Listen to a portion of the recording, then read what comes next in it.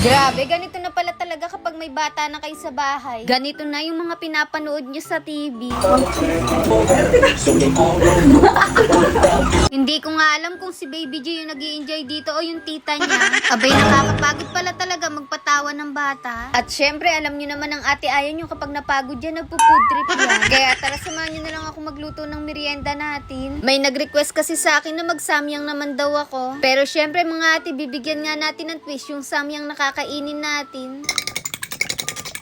Bali dito nire-ready ko nga lang yung mga gagamitin ko. Tulad ng itlog, harina at breadcrumbs. Gagamit na nga rin pala tayo dito ng mozzarella cheese. Pero pwede naman kahit yung ordinary cheese lang. Medyo social lang tayo ngayon. Walang ganon. At dahil kumukulo na nga yung tubig na sinalang natin kanina, ilalagay ko na nga dito yung samyang. Nang maluto na nga itong noodles, tinapon ko lang yung tubig pagkatas nilagyan ko ng kaunting fresh milk. Tapos inilagay ko na rin yung mga seasoning niya. Syempre yung pinaka hot sauce nilagay ko lahat. Feeling ko kasi matapang ako. Tingnan mo naman yung itsura na yan, sobrang creamy. Bali, gagamit nga rin pala tayo dito ng rice paper. Sobrang tagal na nga nito sa rep namin. Kaya naisip ko dito ko na lang siya gagamitin. Dito nilagay ko na nga yung mozzarella. Bali, yung rice paper pala ay nilubog ko muna sa tubig. Tapos nilagay ko na yung samyang at sa ibabaw yung isa pang mozzarella. Bali, ibabalot nga lang natin ito na parang nagbabalot tayo ng lumpia. At gagawin nga lang natin ito ng paulit-ulit hanggang sa maubos na nga natin yung samyang. Dahan-dahan nga lang pala yung paghawak dito dahil madikit nga siya at malambot. After nun, sinalang ko na nga yung pan at nagpainit na rin ng mantika. At kung nagtitipid nga pala kayo sa mantika dahil mahal na, pwede naman kayong gumamit ng oil. Tapos dito i-coat nga natin siya sa harina, itlog at breadcrumbs. Pagkatapos ay binalik ko nga ulit sa itlog at breadcrumbs. Iyon nga mga ate, para kumapal nga yung pinaka-coating. Bali ganito nga yung magiging itsura niya. Nagmukha na nga siyang cordon bleu.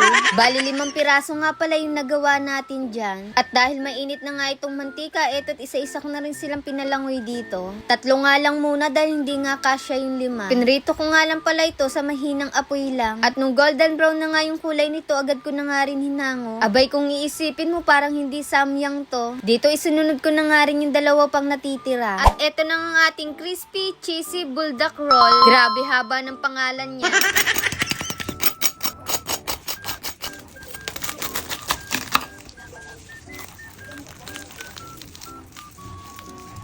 Grabe ate ko, tingnan mo yung itsura, nakakatakam talaga. Kaya kung sawa ka na rin sa mga simpleng luto sa samyang, subukan mo to. Dahil itsura pa lang, gugutumin ka na talaga. So tara, kain tayo. At unang kagat first bite. Ang sarap.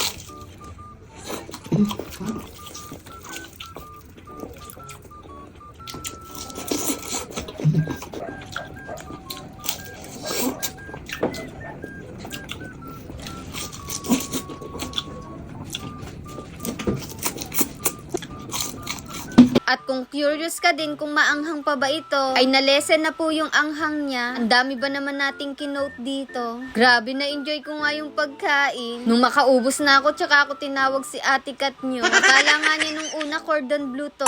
At nung pagbukas niya, laking gulat niya, samyang yung nasa loob. Sobrang na-enjoy na naman nga namin dito yung pagkain. Kaya ayun, craving certified na naman ng mag-ate. At ayun lang, bye-bye!